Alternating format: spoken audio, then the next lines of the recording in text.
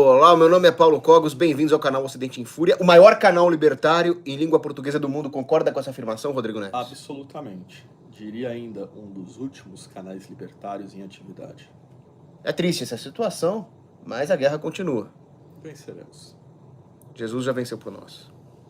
Bom, nós vimos aí algumas movimentações interessantes neste cenário brasileiro, deste começo de comunismo no Brasil, né?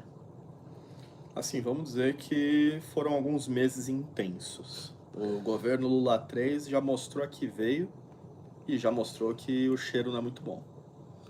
Pois é. Agora, se o Lula está sendo um desastre internamente, por outro lado, eu diria que houve certas surpresas agradáveis no cenário externo, né?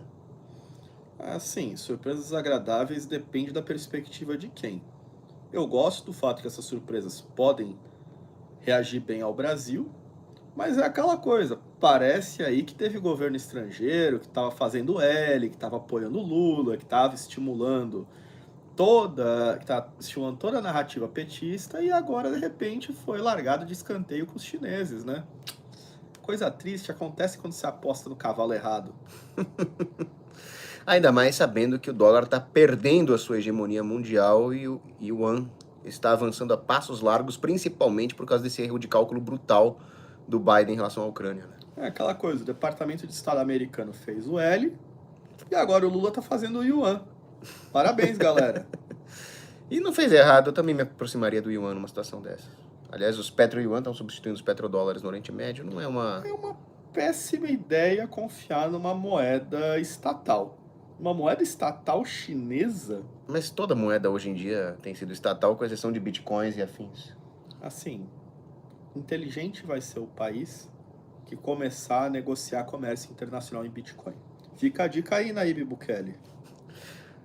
O Nayib Bukele, ele deu um bom passo nessa situação. A única coisa que eu discordo é que ele quis fazer o Bitcoin de curso forçado. A minha ideia, quando eu fiz a minha campanha para deputado estadual, era o contrário, era forçar o Estado a aceitar Bitcoin. Era o inverso. Mas aí é que tá. Em El Salvador, o curso forçado vale tanto para os órgãos estatais quanto para os órgãos privados. Eu não faria curso forçado com nenhum órgão privado, né? Você forçou os bancos a aceitarem depósito e transferência em Bitcoin. Os bancos sim, mas o comércio privado não.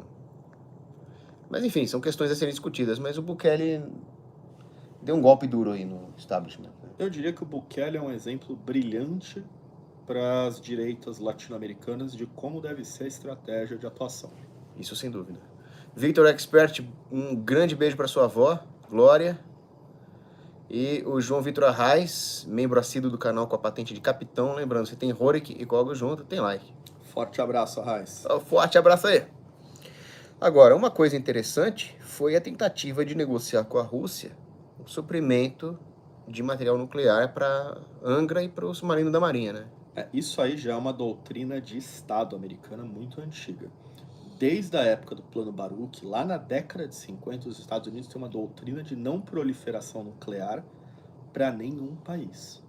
Então, qualquer situação em que algum país vá ter algum tipo de independência ou de avanço tecnológico na área nuclear é negativa para os Estados Unidos. Seja o Brasil nos anos 60 estudando o uso de tório e desenvolvendo reatores nativos, seja o Brasil nos anos 70 fazendo um acordo com a Alemanha Ocidental para transpor e transferir a tecnologia nuclear, tanto de fabricação de reatores PWR, quanto a de fabricação de elementos combustíveis de urânio para reatores, e até o enriquecimento de urânio, quanto o Brasil nos anos 80, que através do programa da Marinha do Brasil desenvolveu as ultracentrífugas eletromagnéticas, que era uma forma mais econômica, sem tanto gasto de energia elétrica, de você enriquecer urânio. Então, em todas essas etapas do processo, os Estados Unidos interpuseram obstáculos ao Brasil. Não só ao Brasil. Quando os argentinos foram, por exemplo, desenvolver os seus reatores nucleares próprios, os Estados Unidos também retaliaram contra o governo argentino. Inclusive, tem alguns historiadores argentinos que correlacionam a ajuda ostensiva fornecida pelos americanos durante a invasão das Malvinas a uma retaliação americana contra a política nuclear argentina. Mas o ponto é um padrão do Departamento de Estado americano e da política externa americana você ter a interposição de punições a países que tentam desenvolver tecnologias nucleares autônomas ou em parcerias que não envolvam os Estados Unidos. Você poderia chamar isso de corolário Baruch, a doutrina Monroe? Sim, o corolário... Vamos lá, a doutrina Baruch nada mais é do que a doutrina Monroe aplicada à tecnologia nuclear. É a mesma coisa. Imperialismo puro. Sim, é um imperialismo tecnológico. Só uma parte aqui. Vocês estão ouvindo um dos maiores especialistas em história nuclear da América Latina. Obrigado, não vou dizer isso. Foi o assunto da minha pesquisa durante a graduação em História na USP. Foi um assunto que eu me debrucei bastante, tanto com bolsa de pesquisa, quanto com uma pesquisa acadêmica aplicada. Mas, assim, tô longe de ser um dos maiores especialistas do mundo. No Brasil, eu sou um dos últimos que ainda pesquisa o tema. O que me torna especialista por falta de competição. Não, e é interessante, né? Quando o Rodrigo Neves estava na USP, ele pesquisou a história do desarmamento no Brasil e a história nuclear, enquanto provavelmente seus colegas estavam pesquisando gênero. Na minha época ainda não estava no gênero, mas o que você tinha de pesquisa sobre cota racial, minoria, discriminação institucional, meu amigo. E vocês pagando aí, né? Triste. Agora, em que situação está o nosso submarino? Parado, o projeto tá morto. O FHC que começou a enterrar esse negócio, né? O FHC foi quem tirou a verba e fez o primeiro congelamento do programa nuclear brasileiro. Então você está vendo um padrão aí do Tucano, de Clube de Roma, Comissão Trilateral, Organização dos Estados Americanos. Vamos ser super claros, a estratégia das tesouras, a primeira coisa que eles tesouraram foi o programa nuclear brasileiro. Eles mataram com o projeto submarino nuclear, isso já na era FHC, simplesmente desmonetizando o programa. Depois, o Lula fez todo um escarcéu, um oba-oba, junto do almirante Álvaro Alberto, corrompeu o almirante e depois simplesmente mantiveram o programa desmonetizado, não avançaram em nada e tá aí um programa nuclear de submarino parado há 40 anos sem nem sequer desenvolver nada significativo. Horrível. Agora, eu vejo um padrão aqui, pelo menos o fato de os estados do PT, né, da parte mais vermelha da estratégia das tesouras, eles terem uma certa herança maoísta, eles têm uma tendência mais anti-americana, né? Que isso foi o erro do Departamento de Estado americano. Assim, eles impulsionaram e apoiaram com toda a força cultural dos Estados Unidos o retorno do Lula. Fizeram toda essa palhaçada de motivar artista de Hollywood a falar do Lula. Falar mal do Bolsonaro. Fizeram toda essa campanha antibolsonarista achando que eles poderiam cooptar o Lula a ser um representante da esquerda liberal ocidental. Surpresa, campeão, surpresa. A esquerda latino-americana é muito mais ligada com a esquerda chinesa do que jamais vai ser com a esquerda americana. Eles não são New Left. Essa galerinha usa o New Left pra botar o Hard Left no toba alheio. New Left pra eles é só a vaselina pra qual eles vão usar a trolha estatal. Essas analogias anais são herança do Olavo de Carvalho, né? Ora, porra, a gente tem que utilizar o linguajar que a população entende. Então você chega pro Biden e fala, tá surpreso, Biden? Make the L. Faz o L, ó. Você votou, você ajudou o Lula para ter um satélite apoiando a Ucrânia e faz o L, filho. O Brasil tá dando apoio para porcaria da China e ainda querendo utilizar o yuan como moeda de troca no comércio asiático, o que é destrutivo para a economia americana. Atualmente, os Estados Unidos, eles em grande parte exportam a sua dívida externa, exportam a sua inflação para os outros países através da dolarização das transações econômicas internacionais. Sem isso, a economia americana tende a piorar e muito. Como o próprio Neves lembrou, vocês não acham que os Estados Unidos foram atrás do Gaddafi porque o Gaddafi era machiste, né? Assim, o Gaddafi ele cometeu um erro muito grande. Ele estocou ouro por 30 anos e resolveu criar uma moeda lastreada no ouro para servir como uma moeda de transações internacionais na África e no Oriente Médio. Isso quebra os Rothschild. Isso quebra o governo americano, e isso especialmente quebra a França e a Europa. Então, A França- quebra os empregadinhos do Rothschild. Sim, quebra todo o establishment ocidental globalista. É aquela coisa, a França até hoje explora suas ex-colônias através da exploração monetária, tal qual os Estados Unidos utiliza da política monetária para explorar outras nações do mundo. No momento que você volta ao padrão ouro, ao invés do padrão dólar, você quebra com isso, você desmancha. Aliás, a paridade real-dólar no começo do Plano Real ali, com o malandro Fernando Henrique, foi o que deixou o Brasil vulnerável à crise da Ásia. Eu sempre disse Sim. isso. E foi uma análise certíssima, que pouca gente na época, inclusive, deu crédito. Fiz essa análise na faculdade de economia, eu fui xingado pela esquerda e pela direita. Sim. Pela direita, né?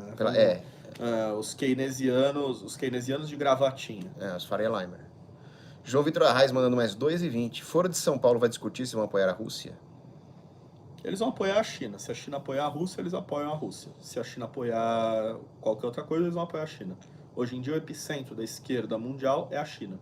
E os Estados Unidos não entenderam que eles não podem assumir esse papel de epicentro.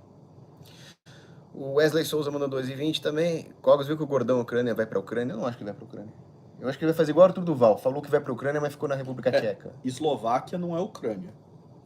Mas assim, se ele for pra lá, por favor, não me vai fazer comentário indevido sobre as mulheres do local, porque assim, deu ruim já pro Arthur. Bom, o fato é que o Departamento de Estado americano resolveu tomar providência, certo? Sim.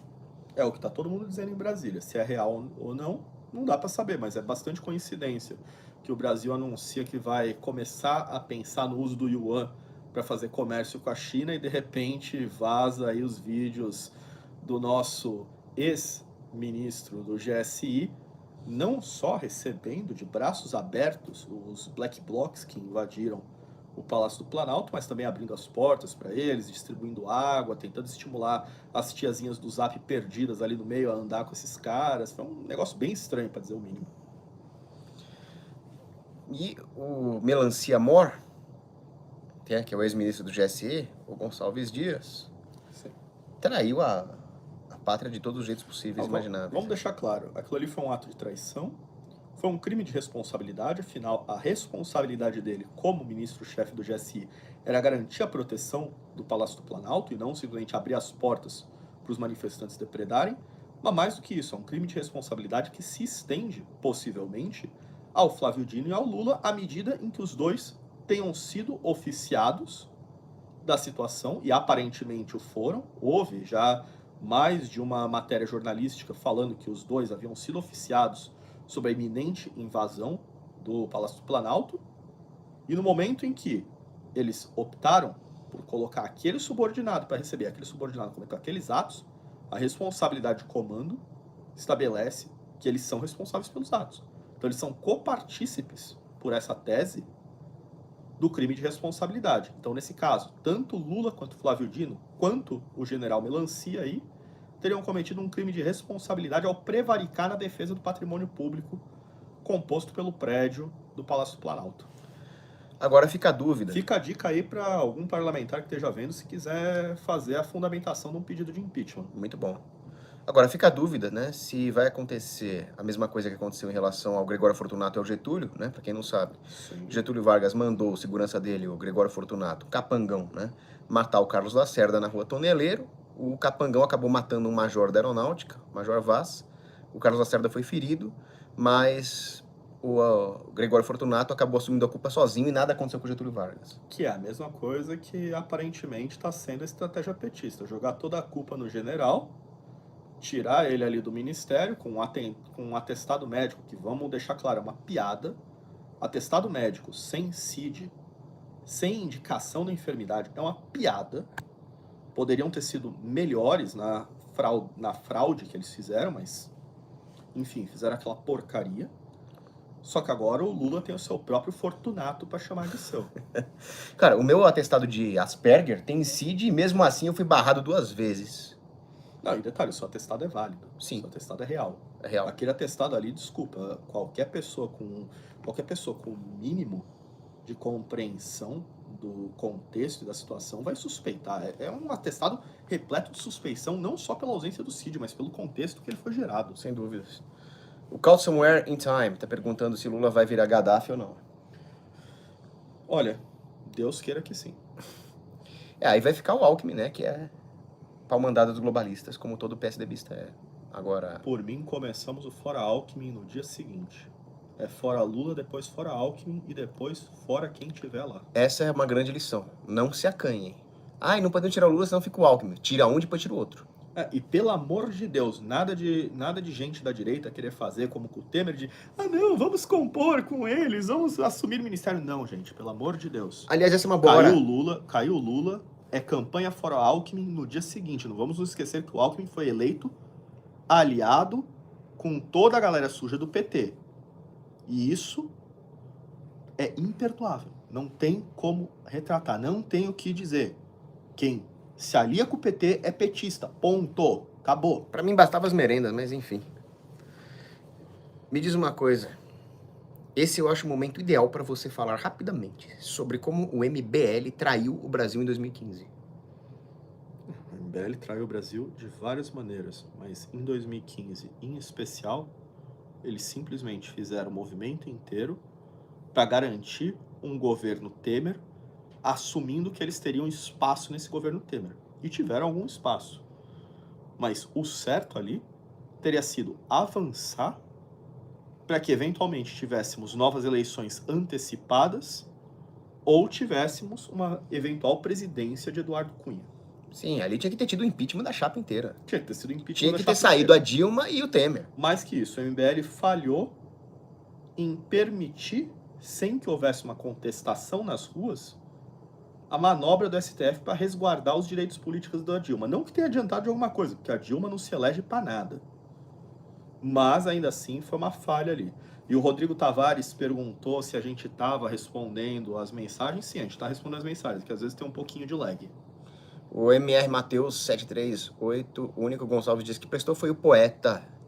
E eu separei até uma frase dele, do Yuka Pirama, para falar ao Melancia Gonçalves Dias, que desonra este nome, e a todos os melancias, incluindo o senhor general Tomás Miné Paiva, aqui do Comando Militar do Sudeste, e a todos os melancias, que é o seguinte: possas tu, isolado na terra, sem arrimo e sem pátria vagando, rejeitado da morte na guerra, rejeitado dos homens na paz, ser das gentes o espectro execrado, não encontres amor nas mulheres, teus amigos, se amigos tiveres, tenham alma inconstante e falaz. Que este seja o destino de todos os melancias do Brasil. E não encontres doçura do dia, nem as cores da aurora. Bom. Cara, não encontrar amor nas mulheres é...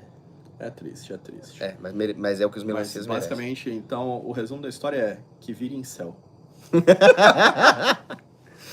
João Vitor Arraes, Lula caindo, certeza que o MBL vai apoiar o Alckmin. 120% de certeza. Bom comentário. Teve mais um aqui, de superchat, aqui o maçom Albert Pike diz que terão 3 guerras mundiais. Não duvido. Interessante que são 3 guerras mundiais previstas pelo Pike e 3 segredos de Fátima. Tem o Rodrigo Tavares ali falando o que vocês acham da ideologia nacionalista. Mais pra baixo. É que tá em russo o nome dele. Rodrigo Tavares. Mas vocês acham Você sabe ler isso aqui? Sim, Rodrigo Tavares. Yaparuruski Tavares. O que acham da ideologia nacionalista que defende Estado-nação forte? Nunca vi ninguém falar contra. Olha, o patriotismo é muito bom. O problema é quando as pessoas confundem o amor à sua pátria com o amor ao Estado. Você amar o seu país, você amar a sua terra, o seu lugar, extremamente salutar. Você ficar idolatrando um Estado totalitário, extremamente imbecil. E ser contra o livre comércio é uma forma de prejudicar até mesmo o povo que você diz defender. Vamos ver aqui, o João Marcos mandou 11 bonoros. Muito bom. Hashtag o Sul é meu país, muito bom. Boa noite, meu cara. Então, o fato é, a hora que você mexe com os interesses dos globalistas, coisas ocorrem. Sim. Agora, Tem um Edmundo ali que fez uma pergunta muito boa. Ali. Pensando no longo prazo, se a China está ascendendo como nova potência, faz sentido ir estocando yuan? Paulo, o que você acha? Eu tenho uma opinião bem sólida sobre isso, mas queria ouvir a sua. não, a minha opinião é que, obviamente, você tem que diversificar as suas moedas e o grosso do seu portfólio tem que ser commodity e Bitcoin. Commodity, porque é uma moeda natural, e Bitcoin, porque é uma moeda privada. Quanto ao Yuan, que o Neves bem lembrou que é uma moeda estatal, eu diria que sim, no curto prazo você pode operar com ela e aproveitar a alta, mas ela não é uma moeda para o longo prazo, não é uma moeda para buy and hold, é uma moeda para especular. Assim, se você não confia no dólar, se você não confia numa moeda fiat estatal, por que caso você vai confiar numa moeda fiat estatal de um país totalitário? Não, confiar você não vai, mas você vai saber que no curto prazo ela vai se valorizar. Sim, o que você pode fazer é esperar, fazer uma comprinha curta ali, esperar ela valorizar quando algum país adotar ela para o comércio internacional e depois vender rapidinho. E aí bora de novo commodity, ouro, sim, prata. Você quer fazer reserva, você quer fazer poupança, meu amigo, compra Bitcoin. Compra ouro, compra diamante, compra commodity, não me faz uma besteira dessas. Buy and hold é moeda de verdade, o resto é especula. É a mesma opinião, então. Sim. Whatever, vamos ver aqui. Caught somewhere. Vocês acham que numa eventual queda do Molusco, Alckmin manteria o plano de governo do PT, deixaria o poste como ministro da Economia, por exemplo? Não, ele provavelmente vai dar uma enveredada mais ao centro, mas sem muita variação. Ainda vai ser um plano extremamente estatista, extremamente dirigista, não vai nem chegar aos pés do Paulo Guedes. Provavelmente ele vai pegar aquele economista que ele tentou chamar lá em 2018, estou esquecendo o nome, que o cara se diz Pércio Arida. Ele provavelmente vai chamar o Pércio Arida para tentar dar um ar ali, adoçar a pílula, para tentar dar um gostinho de açúcar naquela bola de bosta, perdão do termo, que é a política econômica estatista que tanto o PSDB quanto o PT adotam. E ele vai manter o desarmamento, vai continuar querendo aprovar aborto e pautas progressistas, e na geopolítica talvez ele seja pior que o Lula, porque ele vai ser totalmente entreguista pro bloco ocidental. Sim. Gustavo Martins, boa noite, grandes homens. Falando em nacionalismo, quais suas opiniões sobre o doutor Enéas e o Prona? Eu diria que o Dr. Enéas faz falta na política brasileira nesses dias, que ele contribuiu muito para entendermos que não podemos deixar os homens que falam de uma maneira excêntrica largados ao canto da política. Enéas rompeu com o establishment dos homens bonitinhos, engravatadinhos, que falam fofinho. Mas ele também cometeu alguns erros. O bom é que o Enéas, ele permitiu que uma direita nova surgisse no Brasil em um momento em que a direita estava em óbito no Brasil. Ele tem seus méritos. Muito mérito. E ele foi o primeiro a denunciar o Pacto de Princeton, os planos globalistas, as ameaças à nossa soberania, a escravidão por dívida aos banqueiros internacionais, embora ele tivesse remédios econômicos que não fizessem sentido. Problema do Enéas... Como guerreiro cultural foi espetacular. Como guerreiro cultural, ótimo. O problema do Enéas é que ele não teve as leituras econômicas necessárias para compreender que nada do que ele falava fazia sentido sem você ter o absoluto da liberdade econômica. Faltou ler Rothbard. Agora, o Neves fez uma excelente analogia hoje, dizendo que uma nação precisa se sustentar em bases sólidas como um prato sólido. E se você quiser colocar uma gelatina, como por exemplo as pessoas degeneradas em cima, o prato sustenta. O que você não pode é colocar as coisas em cima de uma gelatina porque elas afundam. Esse é o erro do Livres, por exemplo, né? O contexto que eu tinha afirmado é o seguinte: você tem uma disputa no movimento libertário entre quais são as liberdades prioritárias. E eu sou um adepto de que as liberdades prioritárias são aquelas que fundamentam a sociedade. Ou seja, a liberdade de propriedade, a liberdade de expressão, a liberdade monetária e a liberdade econômica de transações entre as pessoas. E não esquece da mais importante, hein? A liberdade das arminhas! De você ter o direito à defesa. Mais do que isso, a garantia da vida. Você tendo isso, você estabelece o fundamento que permite que as outras liberdades, como as liberdades sexuais, como as liberdades das condutas individuais excêntricas de alguns, possam existir sem que isso colapse a sociedade. O problema é que os left-libres, os sujeitos de grupos como livres, eles colocam essas liberdades acima de outras coisas. Então eles colocam a liberdade de uso de entorpecentes ou a liberdade de escolhas sexuais desviantes acima da liberdade de expressão, ou acima da liberdade de propriedade, ou acima da garantia à própria vida, que é a liberdade de você ter armas para garantir a sua própria vida. Exato. Então, é como você tentar colocar um prato em cima de uma gelatina, vai afundar. Agora, o contrário, sim, se sustenta. Agora, eu diria que as liberdades econômicas, que são importantíssimas, elas estão num nível um pouco mais superficial do que as liberdades mais fundamentais, que é a liberdade da igreja e do armamento. Isso o Enéas defendeu bem. Sim. Para onde Enéas realmente foi falta de leitura econômica, mas não dá para esperar que alguém seja perfeito em tudo. O sujeito era um médico que se aprofundou pesadamente no estudo da filosofia e foi muito bem nisso. Só que faltou se aprofundar no estudo da economia. E como analista geopolítico, ele era espetacular. E o Carlos Domingos ali, liberdade para Anderson Torres. Especialmente porque agora está comprovado que ele não tinha nada que ver com o que houve ali no dia 8. O sujeito estava fora do Brasil, não tinha conhecimento dos atos e está preso. Enquanto isso, o sujeito que estava lá entregando a aguinha para Black Bloc e abrindo porta está solto.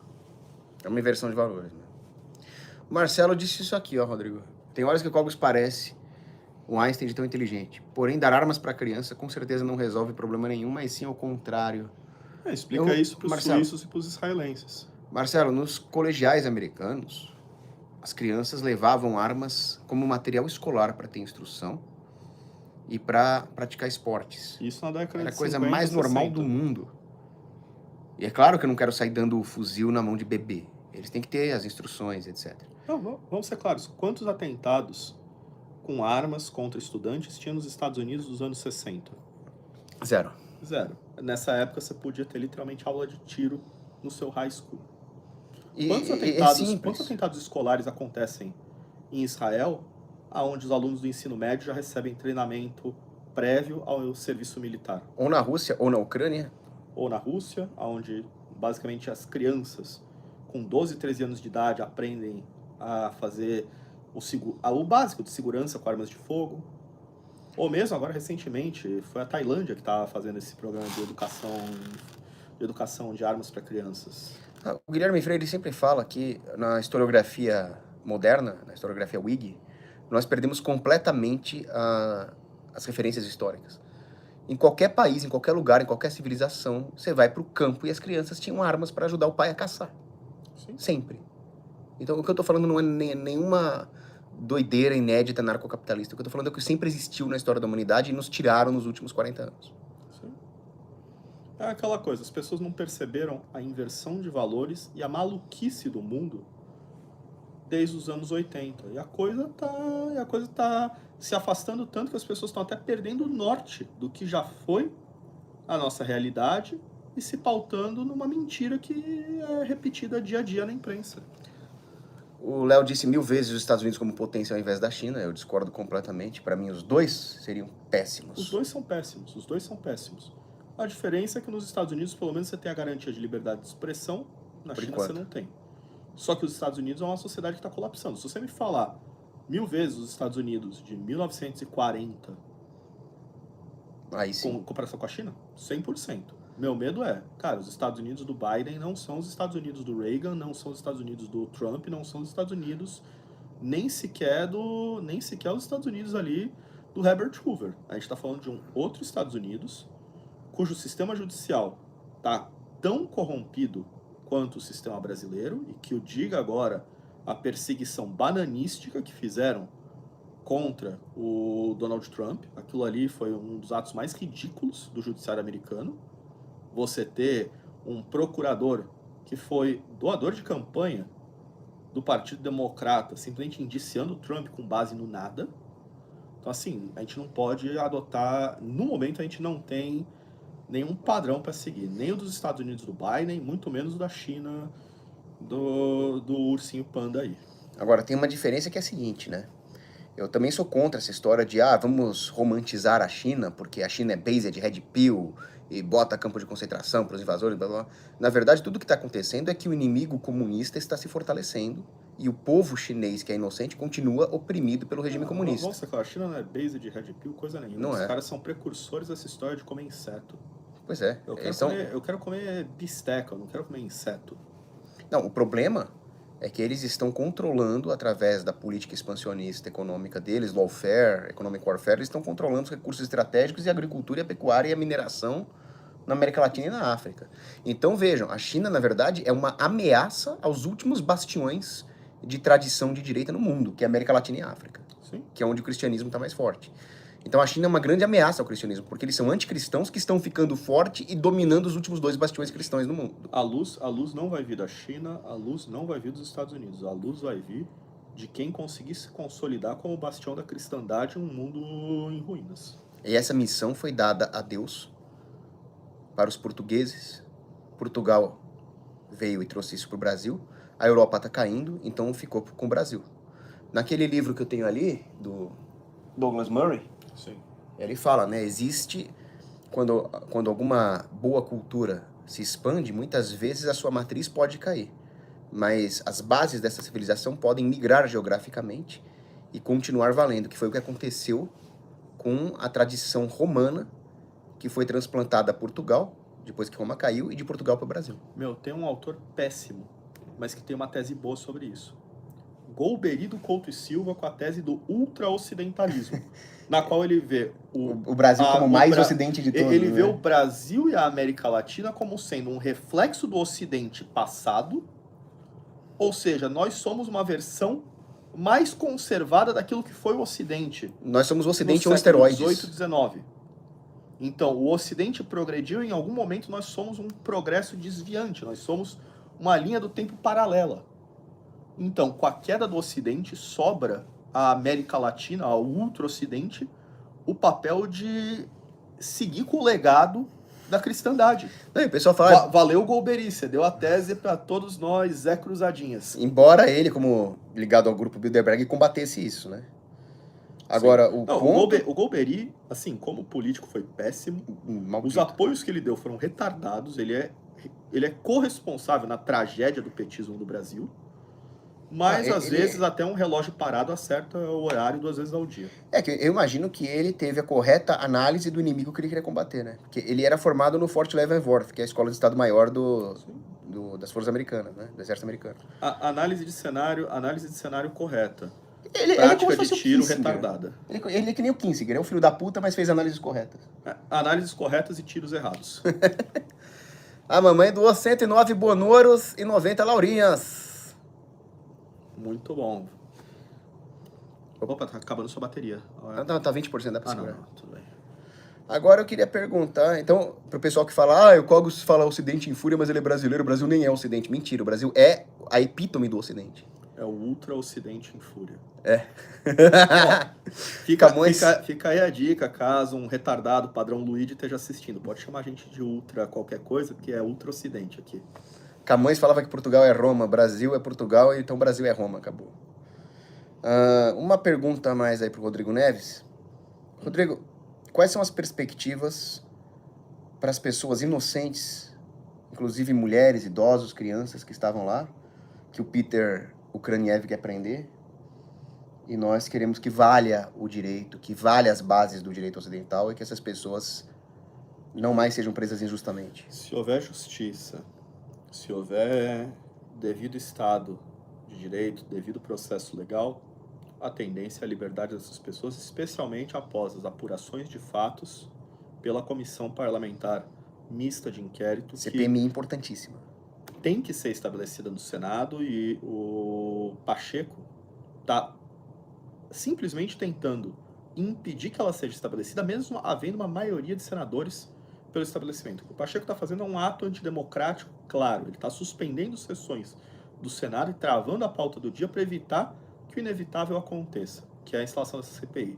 Agora, parece que ontem, quando houve todo esse desastre aí de imagem do PT com o ministro distribuidor de água, eles resolveram mudar a estratégia. Eles vão querer tentar ocupar a CPMI com petistas, então parece que o Pacheco vai tentar forçar a barra para o presidente e o relator da CPMI serem petistas, e aí fica a dica para os parlamentares.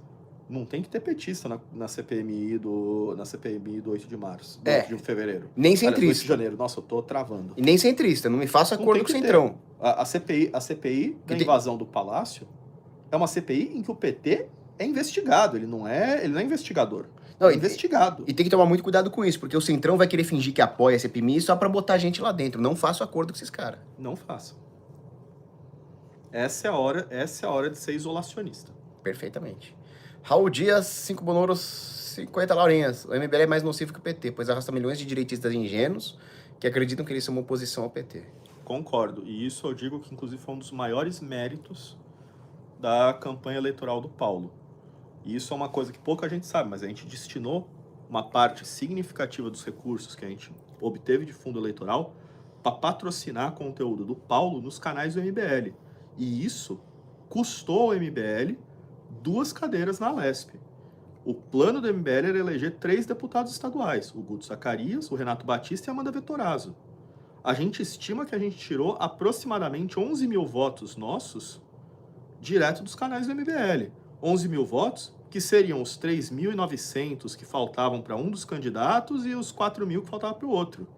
Em resumo, o MBL tem 1 assento de deputado estadual e não 3, porque nós intencionalmente fizemos uma manobra kamikaze para puxar voto que é da direita de volta para a direita e afastar do centrão. Fundão mais bengaço da história. Só de ter servido de gatekeeping para dois candidatos do MBL, a gente já fez a missão mais do que muita gente na direita. Isso é guerra política de verdade. Gente, guerra política, às vezes você tem que dar uns tiros desagradáveis, mas são necessários. Para quem apoia ato terrorista da Ucrânia contra criancinhas russas, que nem o Peter, tá reclamando de fundão. Meu Deus, né? Não, justiça seja feita. Ele não chegou a reclamar de fundão, ele não foi nisso. Ele não reclamou Mas de fundão, teve muito libertário, muito ANCAP que não entendeu a manobra que a gente fez e não entendeu. Não, mas então, tá cheio de tá cheio de ucranizete que é contra o fundão. Vai entender. Vai entender. Carlos Eduardo Fiani perguntando sobre o Tiradentes. Né? A Inconfidência Mineira, ela foi um movimento liberal maçônico. Ela foi, sim, exacerbada por certas improbidades administrativas ali. Realmente existia um arroxo pombalino. Mas o fato é que ela foi romantizada pelos liberais no século XIX, né? E dizem as línguas até que mataram Zé das Couve lá no lugar do Tiradentes e ele fugiu para a Europa. Assim, essas teses existem, mas não tem como dar muita credibilidade. Agora tinha uma outra aqui. O Carlos de Jesus, que é escudeiro no teu canal. O que acha da direita que ainda confia em Forças Armadas? Acho que não tem mais, né? Assim, depois do que as frouxas armadas fizeram, não dá. Só tem um comentário desse. Sabe de nada, inocente. Pelo amor de Deus. Se em 2023 você ainda confia em intervenção militar, por favor, começa a pedir intervenção alienígena também. Tem mais chance de acontecer. Sendo essa chance zero. E se acontecer vai ser tipo Independence Day, se for igual às Forças Armadas Brasileiras. Rafael Arantes, um dos grandes heróis da luta contra o lockdown, que defendeu as academias. Muito obrigado aí pelo superchat, 10 bonouros, 90 laurinhas. E o Leandro da Fontoura, um superchat bem generoso aqui, 30 bonouros. Muito obrigado. Que Deus abençoe todos vocês que estão doando aí. O que podemos fazer no nosso dia a dia para desumanizar a esquerda? Bom, eu tenho um exemplo que eu acabei de fazer. Diga. A minha amiga lá na academia estava conversando com uma moça bem bonitinha. Aí eu cheguei pra ela e perguntei, quem que é essa sua amiga aí? Ela falou, Cogos, é petista. Então nem conversa eu quero. Nem adianta ser bonitinha. Não, vamos ser objetivos. O que você pode fazer no dia a dia?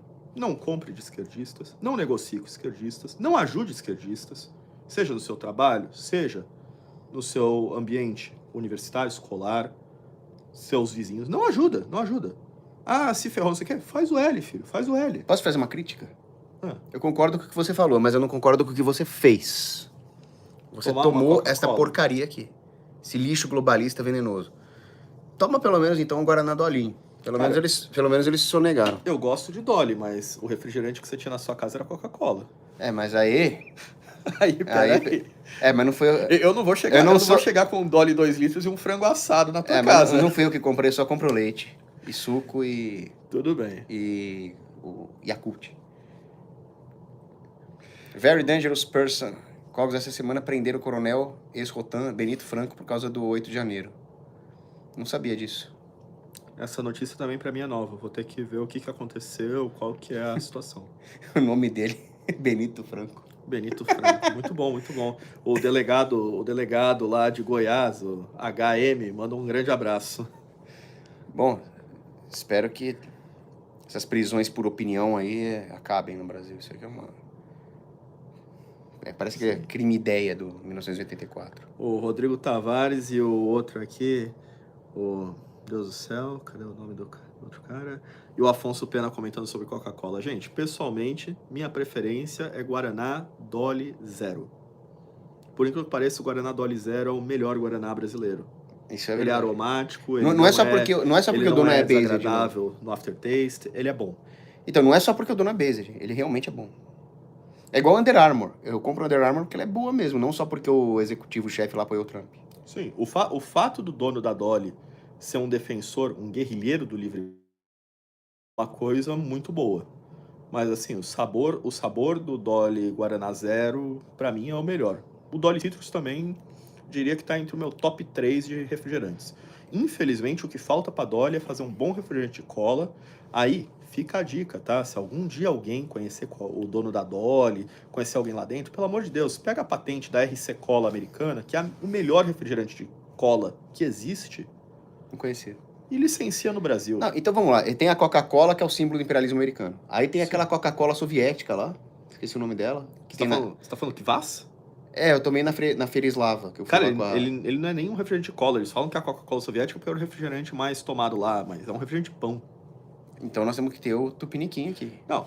Nos Estados Unidos existe um terceiro refrigerante de cola chamado Royal Crown Cola. RC Cola.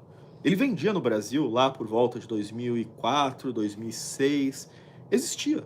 E, assim, era o melhor refrigerante de cola que tinha.